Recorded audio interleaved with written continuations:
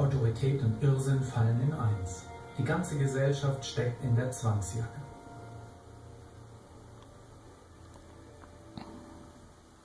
Der Filmkritiker Siegfried Kracauer sah hier die unbewusste Vorwegnahme der Nazi-Herrschaft.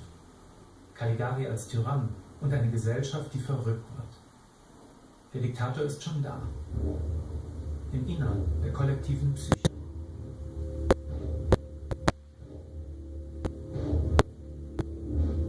Auf den deutschen Leinwänden marschieren in den folgenden Jahren die Tyrannen auf. Aus den Urgründen des deutschen Unterbewussten dringen Täter und Massenmörder an die Leinwandoberfläche. Manipulatoren, Zauberer. Allwissend, allmächtig, potenzielle Weltherrscher mit verführerischen, infektiösen Kräften.